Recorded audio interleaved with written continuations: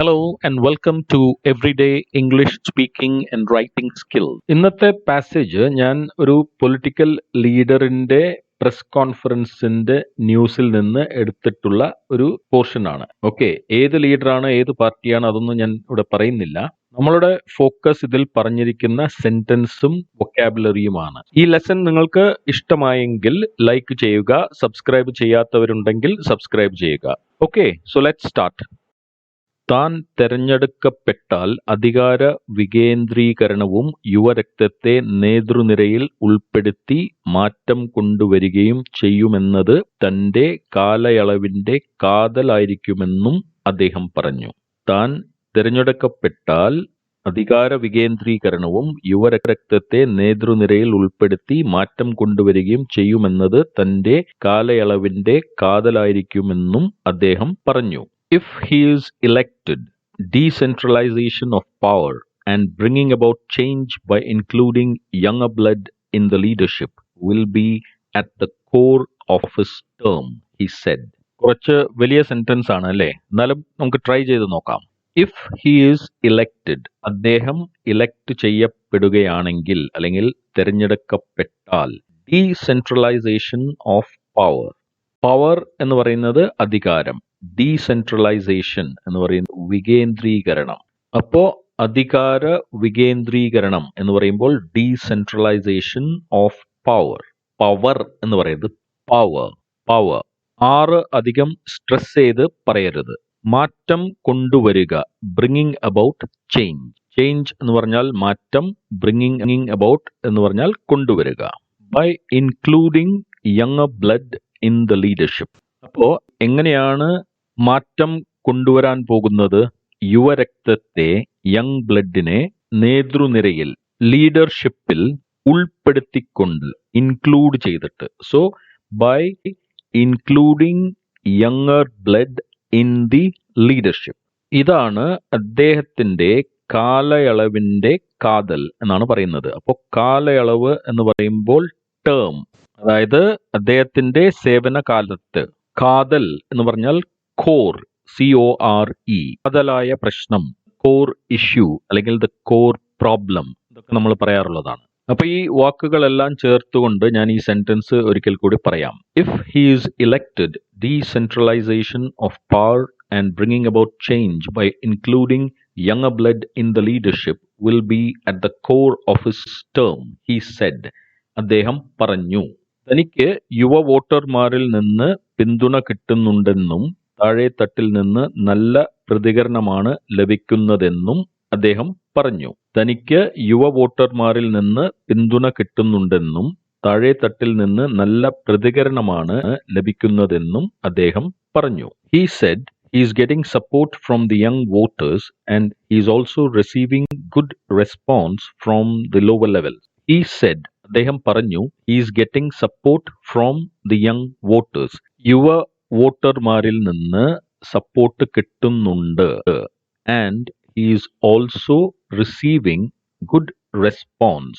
Response എന്ന് പറഞ്ഞാൽ പ്രതികരണം. receiving good response, നല്ല പ്രതികരണം റിസീവ് ചെയ്യുന്നുണ്ട്, കിട്ടുന്നുണ്ട്.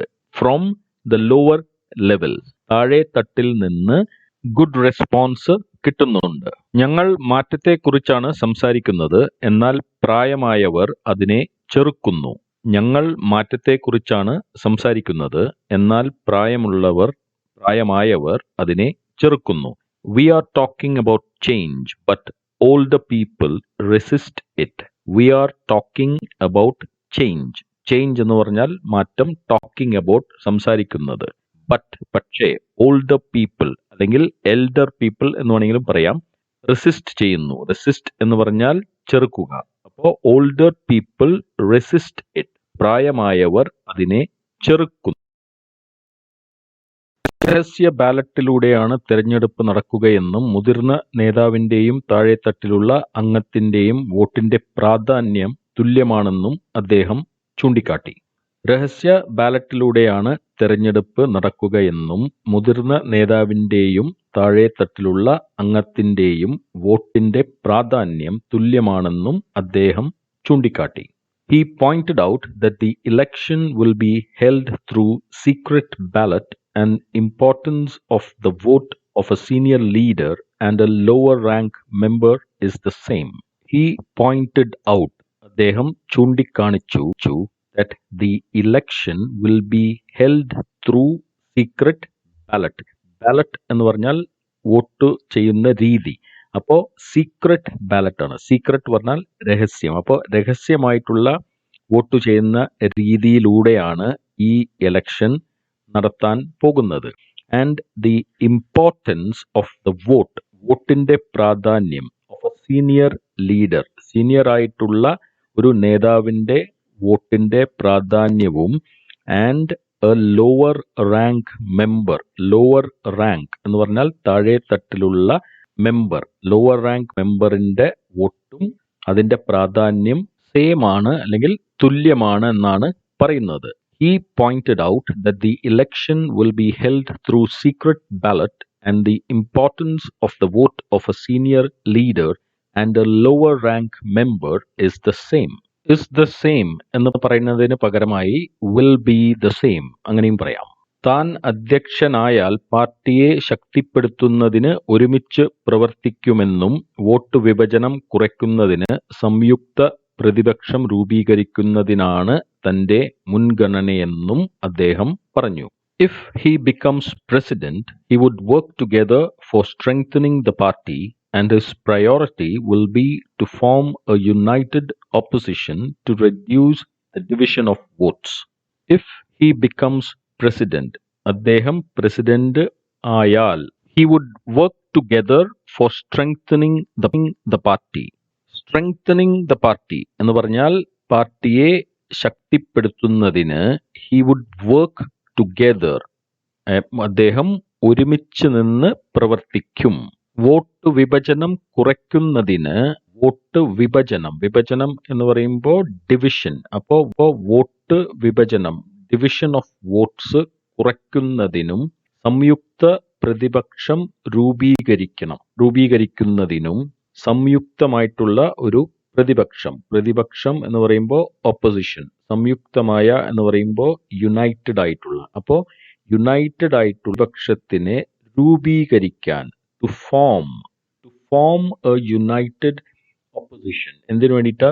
To reduce the division of വോട്ടിന്റെ വിഭജനം കുറയ്ക്കുന്നതിന് വേണ്ടിയും ഒരു യുണൈറ്റഡ് ആയിട്ടുള്ള പ്രതിപക്ഷം ഉണ്ടാക്കുവാൻ വേണ്ടിയും ആയിരിക്കും തന്റെ മുൻഗണന എന്ന് അദ്ദേഹം പറഞ്ഞു.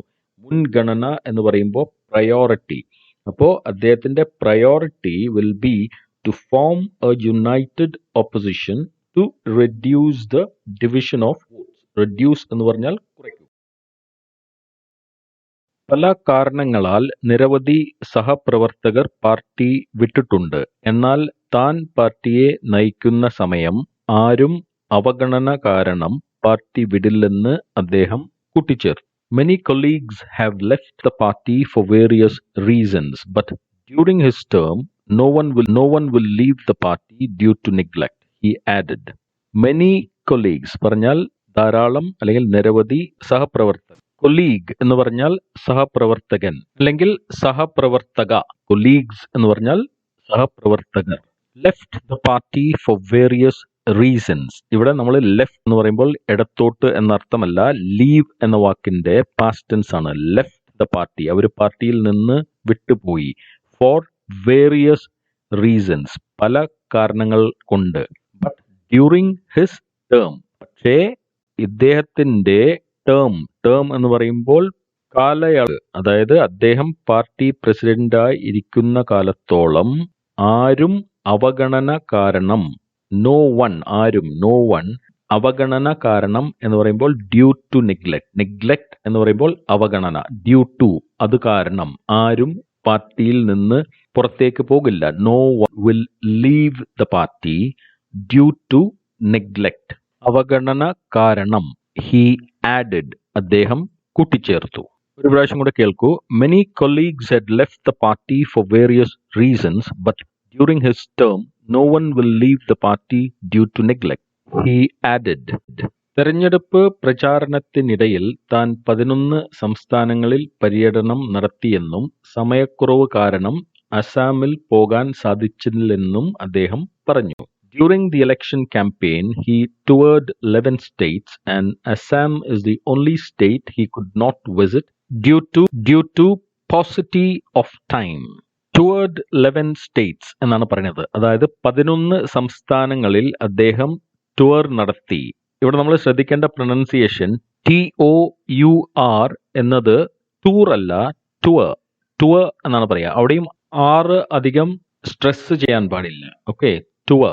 അപ്പോൾ 11 സംസ്ഥാനങ്ങളിൽ ടൂർ നടത്തി അല്ലെങ്കിൽ ടൂർ ചെയ്തു. ഓക്കെ, ടൂർ നടത്തി അല്ലെങ്കിൽ ടൂർ ചെയ്തു എന്നല്ല പറയേണ്ടത്.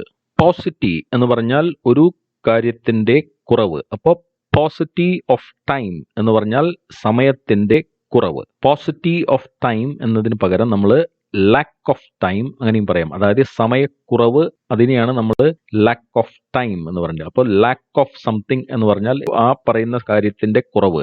പോസിറ്റി ഓഫ് ടൈം എന്ന് പറഞ്ഞാൽ സമയക്കുറവ്. പോസിറ്റി ഓഫ് മണി എന്ന് പറഞ്ഞാൽ പൈസ കുറവ്. സോ പോസിറ്റി അല്ലെങ്കിൽ ലാക്ക് ഓഫ്.